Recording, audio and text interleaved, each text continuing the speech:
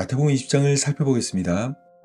마태복음 20장은 구조적으로 크게 네 가지로 나눌 수 있습니다. 첫째는 마태복음 20장 1절에서 16절로 예수님은 포도원 일꾼의 비유를 말씀하였습니다.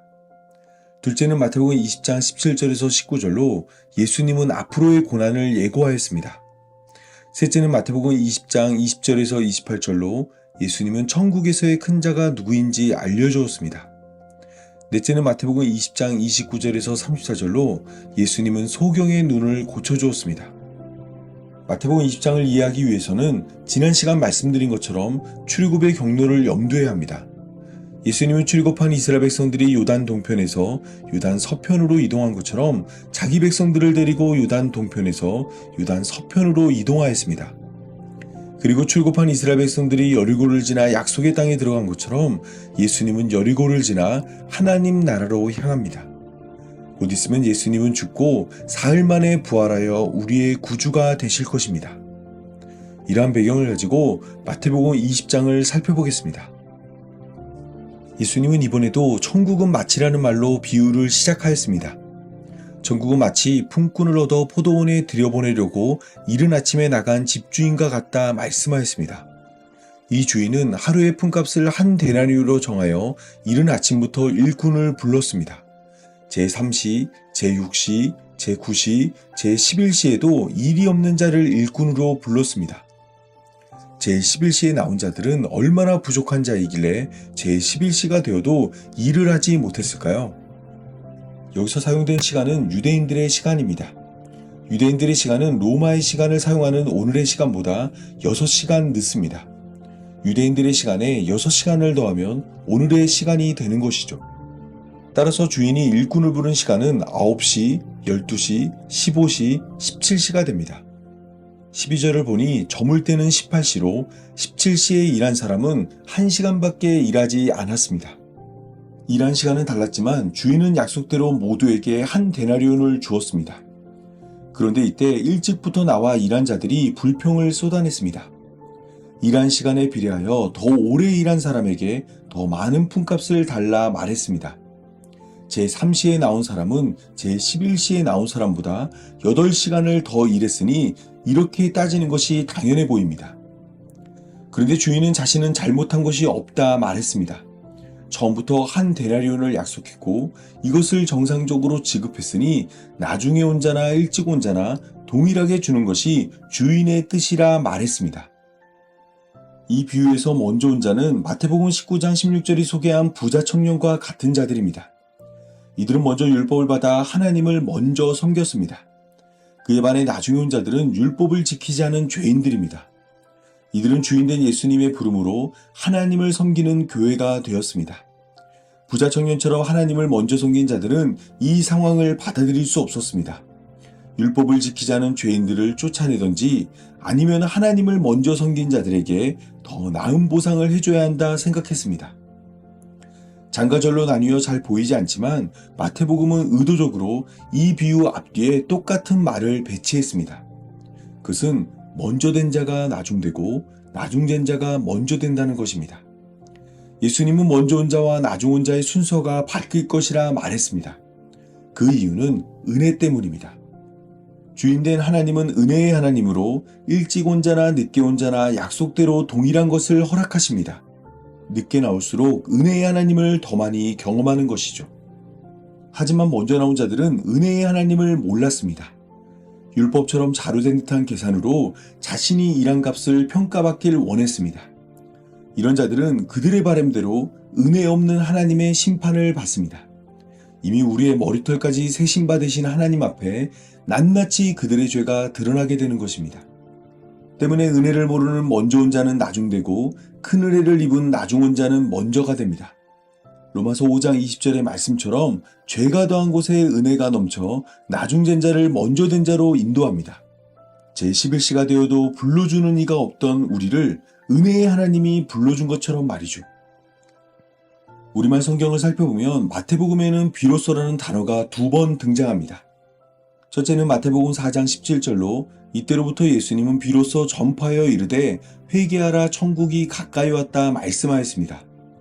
두 번째는 마태복음 16장 21절로 이때로부터 예수 그리스도께서 자기가 예루살렘에 올라 장로들과 대제사장들과 서기관들에게 많은 고난을 받고 죽임을 당하고 제3일에 살아날 것을 제자들에게 비로소 나타냈습니다.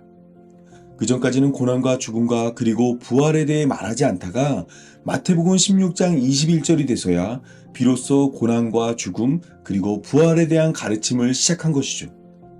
이때 예수님의 고난과 죽음 그리고 부활의 장소는 예루살렘입니다. 예수님은 이것을 위해 예루살렘으로 가고 있습니다. 그리고 예루살렘이 가까워질수록 제자들에게 자신의 고난과 죽음 그리고 부활을 지속적이며 점진적으로 알려주었습니다. 마태복음 20장 17절에서 19절은 이 모습을 소개하고 있습니다. 예루살렘에 올라가기 전 예수님이 당하실 일을 제자들에게 알려준 것입니다. 어지간하면 알아들을 법도 한데 제자들은 끝까지 예수님의 말씀을 깨닫지 못했습니다. 예수님을 향한 다른 기대가 마음 가득 차 있었기 때문이죠. 제자들의 마음에는 번영과 성공이 가득 차 있었습니다. 그 모습은 세베대의 아들인 요한과 야고보의 어머니가 예수님을 찾았을 때 드러납니다. 요한과 야고보의 어머니는 나의 이 두 아들을 주의 나라에서 하나는 주의 우편에 하나는 주의 좌편에 앉게 해달라 요구했습니다. 12제자는 이 이야기를 듣고 요한과 야고보에게 화를 냈습니다. 이미 마태복음 18장 1절에서 천국에서는 누가 큰애를 놓고 갈등을 겪었는데 요한과 야고보의 어머니가 예수님을 직접 찾아가 높은 자리를 요구했기 때문입니다. 예수님은 마태복음 18장에서도 그러했고 이번에도 같은 말씀을 하십니다. 누구든지 크고자 하는 자는 너희를 섬기는 자가 되고 너희 중에 누구든지 으뜸이 되고자 하는 자는 너희의 종이 되어야 하리라. 천국은 낮은 자로 섬기는 자가 큰 자라 말씀하였습니다. 그러면서 예수님은 인자가 온 것은 섬김을 받으려 함이 아니라 도리어 섬기려 하고 자기 목숨을 많은 사람의 대속물로 주려 함이라 말씀하였습니다. 예수님이 으뜸이 되기 위해 종이 되겠다 말씀하신 것입니다. 예수님이 여리고를 떠날 때 큰 무리가 예수님을 따랐습니다. 예수님의 히브리식 이름이 여호수아라는 것을 생각할 때 예수님이 큰 무리와 함께 여리고를 떠났다는 것은 여호수아가 여리고성을 무너뜨린 것을 떠올립니다. 이제 예루살렘까지 얼마 남지 않은 것 같습니다. 이때 맹인 두 사람이 예수님을 불렀습니다.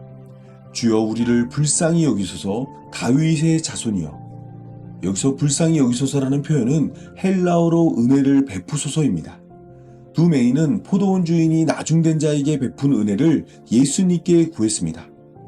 그런데 이때 예수님과 함께 여리고성을 떠난 무리가 두 맹인을 향해 잠잠하라며 그들을 꾸짖었습니다. 예수님과 함께 했던 무리는 자격 없는 맹인이 예수님께 나와서는 안 된다 생각했습니다. 포도원에 먼저 나와 일한 사람처럼 예수님과 함께 했던 무리는 나중된 자의 접근을 받아들일 수 없었습니다. 하지만 예수님은 은혜 베푸시는 포도원 주인입니다. 도움을 요구하는 자의 외침을 외면하지 않습니다. 맹인을 불러 무엇을 하여 주기를 원하는지 물은 후 그들의 바램대로 그들의 눈을 고쳐주었습니다. 그러자 놀라운 일이 일어났습니다. 두 맹인이 잠잠하라 말했던 자들과 함께 예수님을 따르는 자가 되었습니다. 율법으로 두 맹인을 대했다면 두 맹인은 여전히 맹인으로 캄캄한 세상을 살아야 했지만 예수님이 은혜로 두 맹인을 대하자 그들이 예수님을 따르는 자가 되었습니다. 율법대로면 예수님 밖에 있어야 할 자들이 은혜로 예수님 안에 들어오게 된 것입니다. 마태복음 20장은 예루살렘과 가까워지는 만큼 가까워지는 예수님의 죽음을 배경으로 합니다. 예수님의 걸음은 도살장에 끌려가는 짐승과 같았지만 예수님은 죽음을 향해 힘차게 걸음을 옮겼습니다. 천국에서 가장 큰 자가 되기 위해 우리를 섬기는 종이 된 것입니다. 이 섬김은 은혜로 나타납니다. 먼저 온다고 큰 것을 받고 나중에 온다고 적게 받지 않습니다. 오직 은혜 베푸시는 하나님의 뜻을 따라 약속한 것을 약속대로 허락하십니다. 따라서 우리는 마태복음 20장을 읽으며 먼저 된 자가 되어서는 안 됩니다. 은혜를 깨달아 은혜로 살아가는 나중된 자가 되어야 합니다.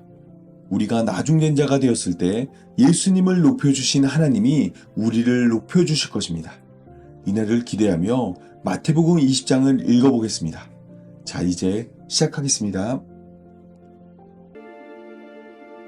천국은 마치 품꾼을 얻어 포도원에 들여보내려고 이른 아침에 나간 집주인과 같으니 그가 하루 한 데나리온씩 품꾼들과 약속하여 포도원에 들여보내고 또 제3시에 나가보니 장터에 놀고 서 있는 사람들이 또 있는지라 그들에게 이르되 너희도 포도원에 들어가라 내가 너희에게 상당하게 주리라 하니 그들이 가고 제6시와 제9시에 또 나가 그와 같이 하고 제11시에도 나가보니 서 있는 사람들이 또 있는지라 이르되 너희는 어찌하여 종일토록 놀고 여기 서 있느냐 이르되 우리를 품꾼으로 쓰는 이가 없음이니이다 이르되 너희도 포도원에 들어가라 하니라 저물매 포도원 주인이 청지기에게 이르되 품꾼들을 불러 나중 온 자로부터 시작하여 먼저 온 자까지 삭을 주라 하니 제11시에 온 자들이 와서 한 데나리온씩을 받거늘 먼저 온 자들이 와서 더 받을 줄 알았더니 그들도 한 데나리온씩 받은지라